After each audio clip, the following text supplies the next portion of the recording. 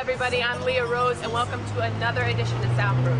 Now today we are in the East Village in New York City and I'm meeting up with Kardinal Offishall all the way from Toronto, Canada. And I thought I'd treat him to a nice little Cuban lunch because he's been working really hard promoting his new album, Not For Sale. So let's go grab a table. So what's up everybody? I'm Leah Rose, this is Kardinal Offishall, and we are inside Cafe Cortadito.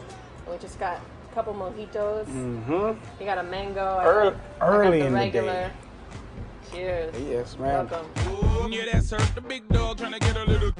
Now you're a huge star in Canada. Mm-hmm. And what do you think is like the main difference between hip hop in Canada and hip hop in the States? Money.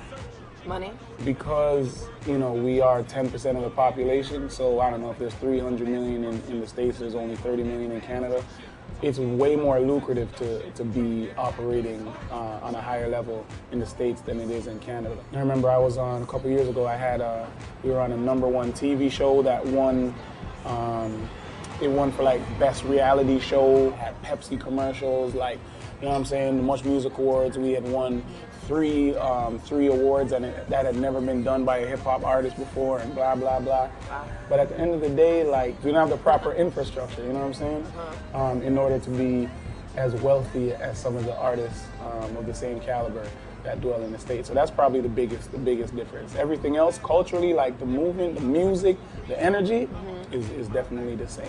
Talk a little bit, then take that on. Canada has a huge West Indian population, and I don't know, I feel like a lot of people don't really know about that who live in the States. And just kind of explain to us how that came to be and the impact on the culture. My family, they came to Toronto in the 70s, I think. The government of Canada back in them times, they were seeking for professionals. They were looking for doctors, teachers, and you know, other type of professionals to come to Toronto, and you know, they were luring them in with, oh, you know, start a new life, be able to get that big house and whatever. Basically what ended up happening was you had this influx of people from the West Indies that came and settled and created these big communities in Toronto. The reason why I love Toronto so much is we get to celebrate who we are and who our people were before we actually came to the country. You understand what I'm saying? So is that like with Caravana and stuff like that? Yeah, people don't know, but Caravana is the largest parade in North America. Wow. You know what I mean? It has the sickest turnout. Parade, not just West Indian.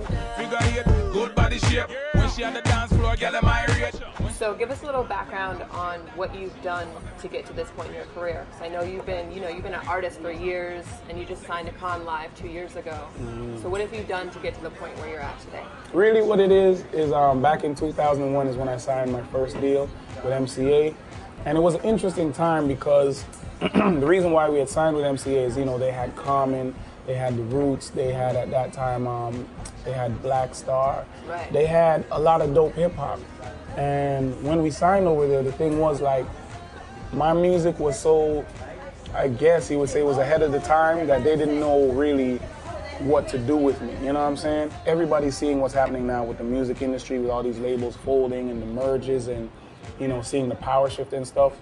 I think that was my first taste of it because basically MCA dissolved and was no more. I was able to walk out of that situation with my masters and all that good stuff. Watch out, I've seen a type before, that girl is so dangerous. One day Akon called me and it was around Caravana time and he's like, yo, I have this vision for convict music. Now this is like, Akon wasn't Akon yet. He was still, you know what I'm saying, on his way.